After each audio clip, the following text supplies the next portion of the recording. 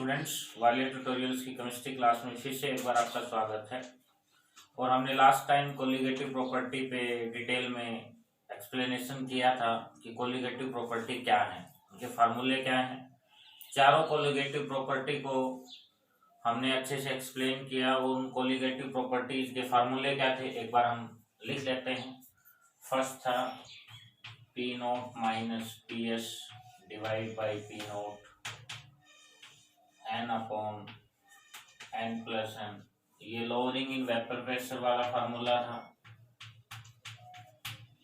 Del T B is equal to K B into molality.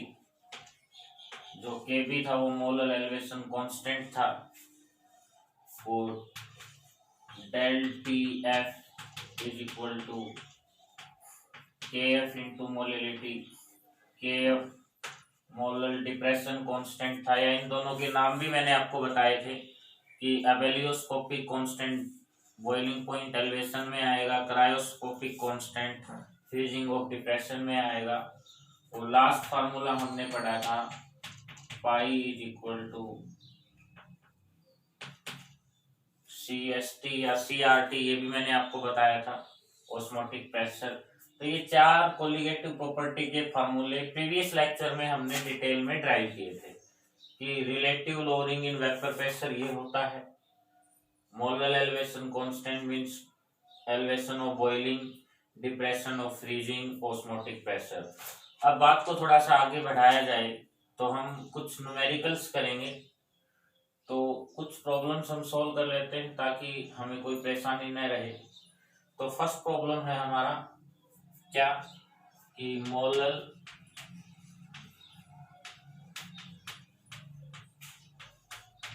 Elevation constant for water, constant for water वो दिया गया है 0.50 degree Celsius पर molar. Is that clear कि water का molar elevation constant दिया गया है 0.50 डिग्री सेल्सियस पर मोलर। तो पहले तो हमें इसका मीनिंग समझना है कि इसका मीनिंग क्या है। बात समझ में आई? फर्स्टली हमें क्या समझना है कि इसका मीनिंग क्या है। ये क्या कहता है? इसका मीनिंग ये है कि हमारा जो सॉल्यूशन दिया गया है उस सॉल्यूशन का बॉइलिंग पॉइंट इतना बढ़ाया गया। जब उसके अंदर सोल्यूट ऐड किया तो सोल्यूट के ऐड करने पर प्योर सॉल्वेंट के कंपैरिजन में सॉल्वेंट का जो बॉइलिंग पॉइंट था वो इतना बढ़ गया। Is that clear? भी मैंने यही बताया था कि अगर नॉन वोलेटाइल सोल्यूट अगर प्योर सॉल्वेंट में ऐड करेंगे तो उसका बॉइलिंग पॉइंट बढ़ जाएगा। कितना बढ़ेगा? वो मोलर एलिवेशन बॉइलिंग पॉइंट होता है। तो वो हमारे पास समझ में आ गया। तो अब बात है, इसने कहा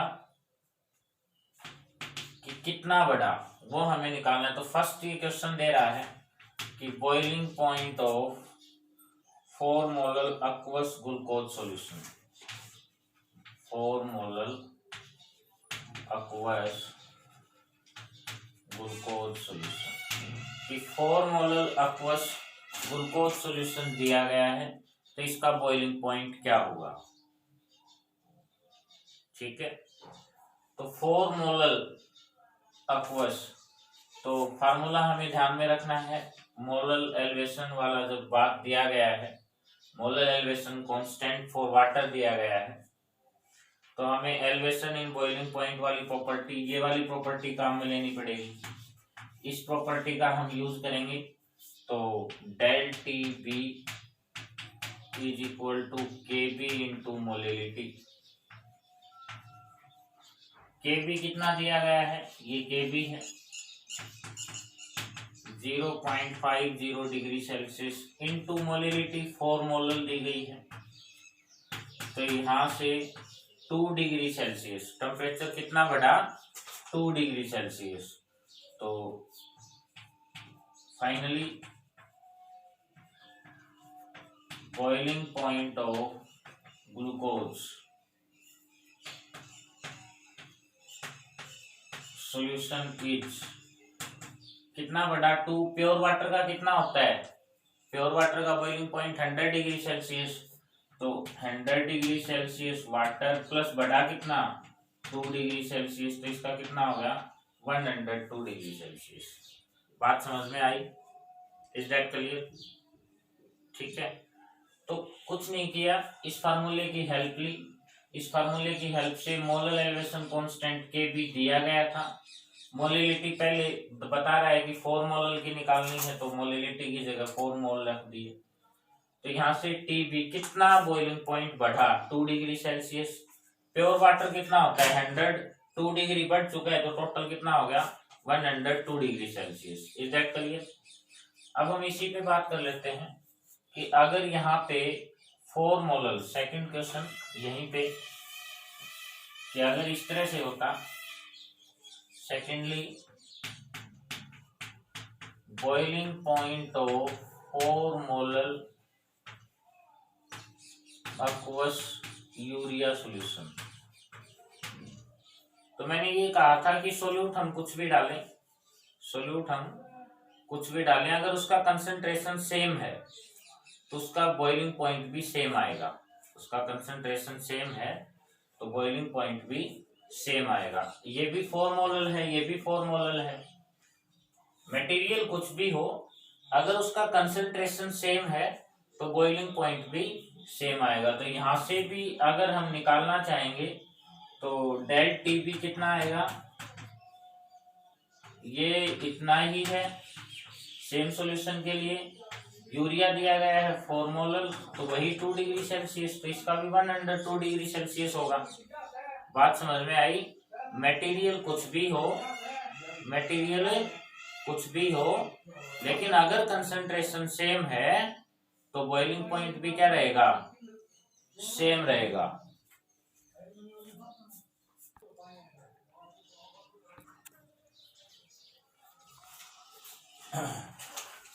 असुविधा के लिए खेद है। अब क्या हुआ, ये बात हमारे समझ में आ गई। अब प्रश्न क्या है, तीसरा प्रश्न हम बात करते हैं कि ग्लूकोज पढ़ा, यूरिया पढ़ा, थर्ड क्वेश्चन यहीं पे दिया गया है 4 molal aqueous NaCl solution. 4 molal aqueous NaCl solution. तो हम कह रहे हैं कि इसका भी बॉइलिंग पॉइंट सेम आएगा, जैसे ग्लूकोज का आया, यूरिया का आया, वही इसका होगा। तो डेल टी बी के पी इंटू मोलिलिटी, तो ये 0.50 डिग्री सेल्सियस है। मोलिलिटी सॉल्यूशन की दी गई है 4 मोलल, तो ये आ गया 2 degree Celsius. But del T B ये नहीं रहेगा, क्यों? क्योंकि NaCl है, यूरिया और ग्लूकोज तो पानी में डिसोसिएट नहीं होते हैं, बट NaCl पानी में जाते ही डिसोसिएट हो जाएगा। तो एक आयन सोडियम का, एक आयन क्लोरीन का, 2 आयन हो गए। तो पार्टिकल्स कितने हो गए, 4 molar density, 4 molar means 8 particle. कितने पार्टिकल्स हैं 8। तो 8 तो हमारे लिए कहीं पे दिया नहीं गया फार्मूले में कि हम इसको 8 से मल्टीप्लाई करते, लेकिन ये डबल हो गया। ये क्या हो गया, डबल। तो हम इसको कितने से मल्टीप्लाई कर देंगे 2 से। इस पूरे फार्मूले को कितने से मल्टीप्लाई कर देंगे 2 से। ऐसा तो कहीं दिया नहीं गया था, लेकिन अब हमने ऐसा लिख दिया। अब हमने ऐसा लिख दिया कि इस पूरे फार्मूले को कितने से मल्टीप्लाई कर देंगे, यहाँ जो रिजल्ट आएगा उस रिजल्ट को कितने से मल्टीप्लाई कर देंगे 2 से। तो ये रिजल्ट आया था 2 डिग्री सेल्सियस और इसको मल्टीप्लाई कर दिया 2 से। तो अब हमारा डेल टी बी कितना बढ़ गया 4 डिग्री सेल्सियस। तो finally boiling point of 4 molal NaCl aqueous is कितना होगा 104 डिग्री सेल्सियस। एक बार फिर से बता देता हूं 4 मोलर aqueous NaCl है, तो यूरिया और ग्लूकोज तो डिसोसिएट नहीं हो रहा था, बट ये डिसोसिएट हो रहा है। डिसोसिएट होगा तो आयन डबल हो गए। कुछ आयन, एक आयन सोडियम का है, एक आयन क्लोरीन का है, तो 8 पार्टिकल्स हैं, तो 8, ऐसा तो कुछ हमारे इस फार्मूले में दिया नहीं गया है। तो अब इस ये double of the this value, double of the this value, तो मीन्स इसको 2 से मल्टीप्लाई करेंगे। ऐसा कहीं पे हमें दिया नहीं गया है, ऐसा कहीं पे हमें दिया नहीं गया है फार्मूले में। तो अब हम यहाँ पे फार्मूले में 2 से मल्टीप्लाई कर दिया, इसको हम लिख सकते हैं। तो ये जो फार्मूला है ये मॉडिफाई हो जाएगा, और ये फार्मूला मॉडिफाई होने के बाद क्या आ जाएगा,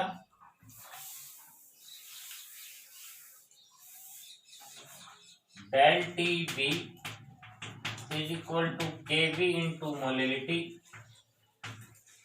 इंटू आई। ये मॉडिफाइड फार्मूला है। जब अगर सोल्यूट डिसोसिएट है, डिसोसिएट हो रहा है सॉल्यूशन के अंदर, तो फार्मूला मॉडिफाई कर दिया, के बी इंटू मोलिलिटी इंटू आई। आई क्या है, wants of factor.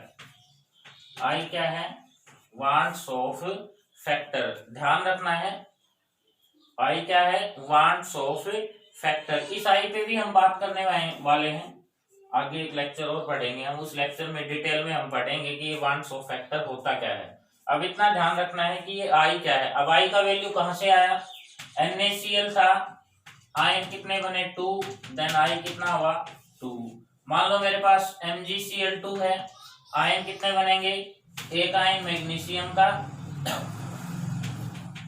2 ion chlorine के, तो आयन कितने हो गए 3, तो आई का वैल्यू कितना हो गया 3। तो आई 4 भी हो सकता है, MgCl2 में आई कितना हुआ 3। मान लो मेरे पास MgCl2 था, फिर से बता देता हूं, तो इसके अंदर एक आयन मैग्नीशियम का, 2 आयन क्लोरीन के, तो एक आयन मैग्नीशियम का, 2 आयन क्लोरीन के, टोटल आयन कितने हो गए 3, देन आई भी कितना होगा 3। ये ध्यान रखना है कि आई का वैल्यू क्या है। तो आई का वैल्यू आएगा आयन से, किससे, जितने आयन उतना आई का वैल्यू, वो आई का वैल्यू हमने यहाँ रख दिया, तो हमारा जो डेल टी भी आएगा वो आ जाएगा जो एक्चुअल वैल्यू है। बात समझ में आई, तो इस पे भी हम बात करने वाले हैं। अब हम बात कर लेते हैं कि एक और पर्सन हमारे पास है, और वो पर्सन क्या है,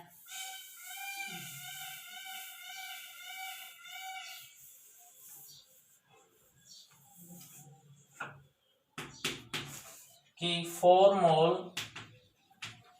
ग्लूकोज, ½ kg, 1 kg वाटर, और 2 मोल ग्लूकोज, ½ kg वाटर। ठीक है, इसको हमने मान लिया S1, इसको हमने मान लिया S2। तो ये 4 मोल ग्लूकोज है, ये 2 मोल ग्लूकोज है, ½ kg वाटर में दिया गया है। तो क्या इसका जो कंसंट्रेशन रहेगा ग्लूकोज का, क्या सेम रहेगा? ये 4 मोल ग्लूकोज ½ kg है, ये 2 मोल ग्लूकोज, ये 1 kg है, ये ½ kg है। तो इसी को हमें जस्टिफाई करना है कि ये कैसा होगा। तो इसको जस्टिफाई करने के लिए एक छोटा सा एग्जाम्पल हमारे पास है। मान लो हमने 1 गिलास पानी में 1 चम्मच चीनी डाला, उसका सॉल्यूशन बनाया, तो वो जितना मीठा होगा उसको हमने टेस्ट किया, फिर हमने उसी गिलास को आधा किया, पानी आधा किया, और उसके अंदर आधा चम्मच चीनी डाल दिया, तो उसका भी जो टेस्ट होगा वो वैसा ही होगा जैसे 1 गिलास में 1 चम्मच डाला था वो टेस्ट, और ½ kg मतलब आधा गिलास किया और उस आधे गिलास में आधा चम्मच चीनी डाला, वो वाला टेस्ट इक्वल है। क्योंकि हमने क्या किया, कंसंट्रेशन को, पानी को जितना कम किया उतना चीनी भी हमने कम कर दिया, तो कंसंट्रेशन इक्वल है, तो टेस्ट भी एक जैसा रहेगा। बात समझ में आ रही है? अगर कंसंट्रेशन इक्वल है तो टेस्ट भी, मान लो इसका डेंसिटी, मोलिलिटी हमें निकालना है, तो इस फर्स्ट वाले केस में मोलिलिटी क्या आएगा, 4 मोल ग्लूकोज 1 किलोग्राम वाटर, तो number of moles 4 divide by what mass of solvent in kilogram, तो किलोग्राम में दिया गया है तो ये कितनी आ गई 4 मोल पर केजी। यहां निकालेंगे सेकंड केस में मोलिलिटी निकालेंगे, 2 मोल्स तो मोल्स हैं, mass of solvent in kilogram half KG, तो ये भी कितनी आई 4 मोल पर केजी। बात समझ में आ रही है? ये भी कितनी है 4 मोल पर केजी, ये भी कितनी है 4 मोल पर केजी, तो कंसंट्रेशन सेम आया, कंसंट्रेशन सेम आया, तो कोलिगेटिव प्रॉपर्टी का वैल्यू भी क्या आएगा सेम आएगा। मैंने बताया था अगर कंसंट्रेशन सेम होगी तो वैल्यू भी सेम होगी। जैसे हमने थोड़ी देर पहले ग्लूकोज और यूरिया निकाला 4 मोल और उस वैल्यू पे बॉइलिंग पॉइंट निकाला तो सेम आया, तो वही बात इसमें ध्यान में रखनी है कि अगर कंसंट्रेशन सेम रहेगा तो इनका वैल्यू भी क्या रहेगा सेम रहेगा, वैल्यू भी क्या रहेगा सेम। तो ये थोड़ा सा आपको ध्यान में रखना है। अब हम एक और क्वेश्चन हमारे पास है, क्वेश्चन क्या है,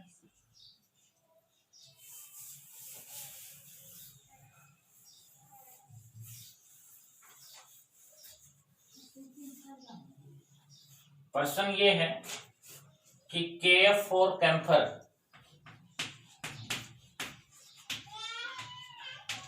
KF फॉर कैम्फर वो दिया है 40 डिग्री सेल्सियस पर molar. Melting point of camphor ये दिया है 80 डिग्री सेल्सियस। हमने किया 2 gram unknown compound A mix किया 10 ग्राम कैम्फर के साथ। बात समझ में आ रही है? कैम्फर का KF दिया है, मेल्टिंग पॉइंट दिया है, 2 ग्राम अननोन कंपाउंड ए को मिक्स किया 10 ग्राम कैम्फर के साथ। मेल्टिंग पॉइंट ऑफ मिक्सर का मेल्टिंग पॉइंट आया 70 degree Celsius. Calculate molecular weight of A, calculate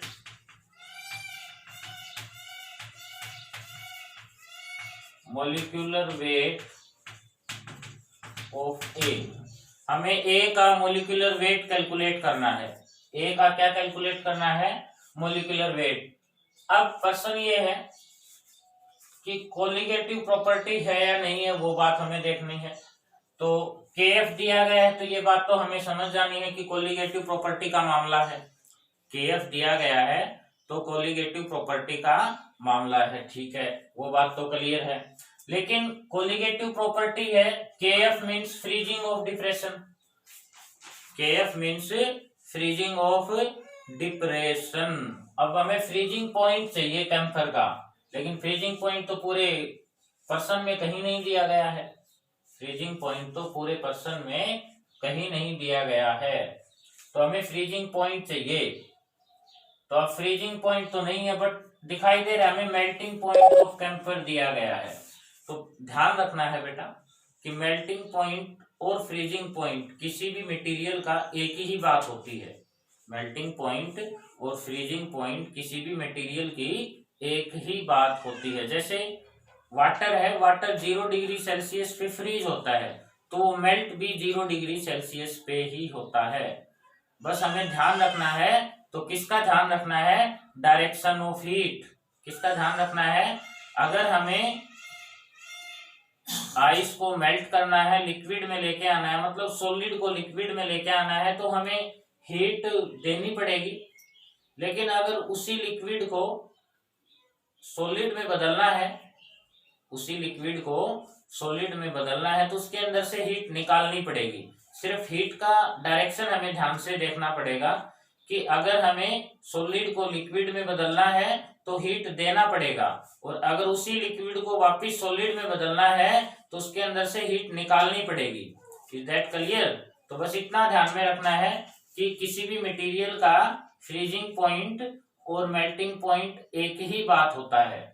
और एग्जांपल हमने बता दिया आइस वाला, तो ये थोड़ा सा आपको ध्यान में रखना है।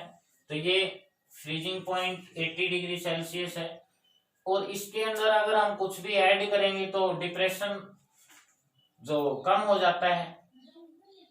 तो del T F T not F minus T F, तो T not F pure solvent 80 degree Celsius दिया है, ऐड कुछ मिक्स कर दिया तो फ्रीजिंग पॉइंट कम हो जाएगा। मैंने बताया था कि अगर उसके अंदर कुछ प्योर सॉल्वेंट में कुछ ऐड कर देंगे तो फ्रीजिंग पॉइंट में कमी आ जाएगी। तो कितनी आई 70 डिग्री सेल्सियस, तो ये वैल्यू कितना आ गया 10 डिग्री सेल्सियस। बात समझ में आई। प्योर कैंफर का कितना था 80 डिग्री। अब इस कैंफर के अंदर कुछ मिला दिया, मिलाने के बाद इस मिक्सर का मेल्टिंग पॉइंट कितना है 70 डिग्री। और ये बात मैंने बता ही दिया कि मेल्टिंग और फ्रीजिंग एक ही बात होता है। तो ये डिफरेंस कितना आ गया 10 डिग्री सेल्सियस। तो यहां से ये वैल्यू क्या आ जाएगा del T F is equal to K F into molality, K F into molality. तो के एफ कितना है 40 degree Celsius into del T F कितना है 10 डिग्री सेल्सियस। मोलिलिटी, तो मोलिलिटी हमें निकालना है। तो मोलिलिटी की अगर हम बात करेंगे तो वो कितनी आ जाएगी, ये दिया नहीं गया है, तो यहां से मोलिलिटी आ जाएगा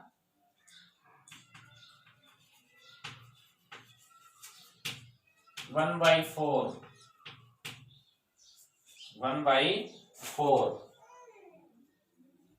मोल पर केजी, 1/4 मोल पर केजी। बात समझ में आई कि डेल टी एफ के F into molality, K F 40 degree Celsius दिया गया है, ये हमने निकाल लिया 10 डिग्री, यहां से मोलिलिटी आ गया 1/4 मोल पर केजी।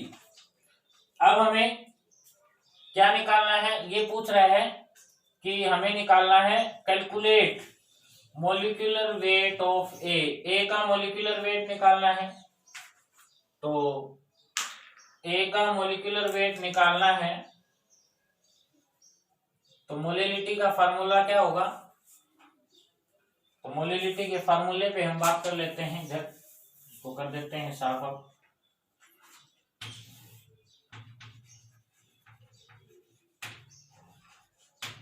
तो मोलिलिटी के फार्मूले पे हम बात करेंगे तो ये क्या होगा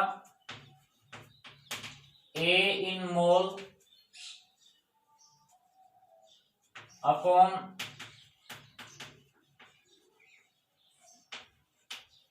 molecular weight of A in mole upon molecular weight of A, sorry ऐसे नहीं, मोलिलिटी का फॉर्मूला होगा A in mole upon mass of camphor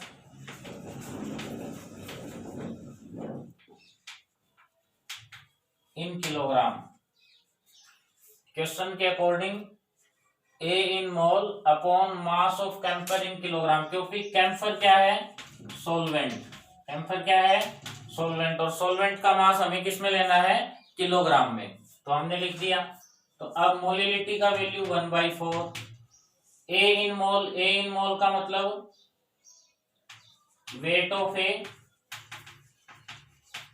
upon molecular weight of ए,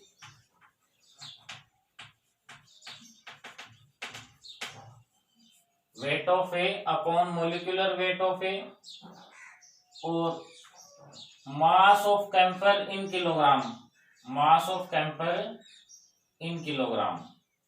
ये तो वैल्यू इसके नीचे आएगी।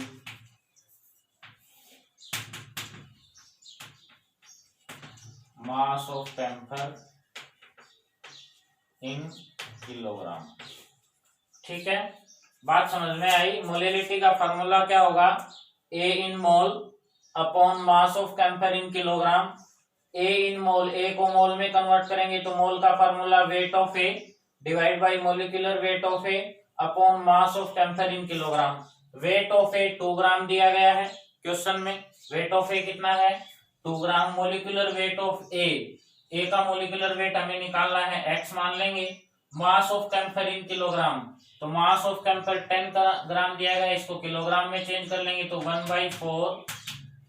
ये मोलिरिटी कितना आया था 1/4 ये रहा।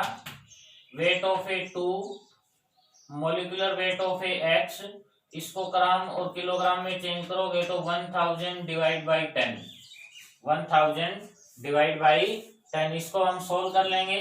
सोल्व करने पर जो x का वैल्यू आएगा वो क्या आ जाएगा, a का मोलिकुलर वेट आ जाएगा।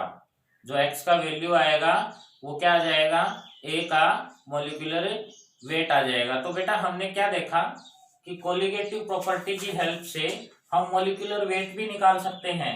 इस प्रश्न का सीधा सा मतलब यही था, मैं यही आप लोगों को बताना चाहता था कि कोलिगेटिव प्रॉपर्टी की हेल्प से हम मोलिकुलर वेट भी मटेरियल का निकाल सकते हैं कि उस मटेरियल का मोलिकुलर वेट क्या हो सकता है, किसकी हेल्प से, कोलिगेटिव प्रॉपर्टी की हेल्प से। क्योंकि अगर हम यहाँ पे वेक्टर प्रेशर की बात करते तो वहां पे मोल फ्रैक्शन होता, तो मोल फ्रैक्शन में भी वेट बाय मोलिकुलर वेट होता है। और जब हम बॉइलिंग पॉइंट, एलिवेशन और डिप्रेशन और फ्रीजिंग की बात करेंगे तो यहाँ पे मोलेरिटी है, तो मोलेरिटी के अंदर भी हमें मोल्स का जरूरत पड़ेगा। Moles by mass of solvent in kilogram, और मोल्स वही बात वेट और मोलिकुलर वेट होता है। और अगर ऑस्मोटिक प्रेशर की बात करते हैं तो उसमें कंसंट्रेशन है, number of moles per litre solution, number of moles per litre solution, तो वहां पे भी हम मोल्स निकालने पड़ते। तो बात टोटल मिला मिलू के बात कहाँ पे पहुंच जाती है कि कोलिगेटिव प्रॉपर्टी की हेल्प से हम मोलिकुलर वेट भी निकाल सकते हैं। तो इस बात को भी तुम्हें बड़े अच्छे से समझना है कि प्रत्येक कोलिगेटिव प्रॉपर्टी की हेल्प से हम किसी भी मटेरियल का मोलिकुलर वेट निकाल सकते हैं। और उसके लिए इस प्रश्न को आप अच्छे से समझ सकते हैं कि किस प्रकार हम मटेरियल का मोलिकुलर वेट कोलिगेटिव प्रॉपर्टी की हेल्प से निकाल सकते हैं। तो ये कुछ प्रॉब्लम्स थी, कुछ प्रश्न थे जो हमने कोलिगेटिव प्रॉपर्टी पे पढ़े। तो इसका प्रैक्टिस आपको बार बार करना है। कोलिगेटिव प्रॉपर्टी से रिलेटेड जितने न्यूमेरिकल्स आपको सोल्व करने हैं, कहीं पे कोई प्रॉब्लम आए तो कमेंट बॉक्स में कमेंट आप डाल सकते हैं ताकि आपकी जो प्रॉब्लम्स है उसका सॉल्यूशन आपको मिल जाए। फिर मिलते हैं अगली क्लास में और उस पर हम बात करेंगे वांट्स ऑफ फैक्टर पे।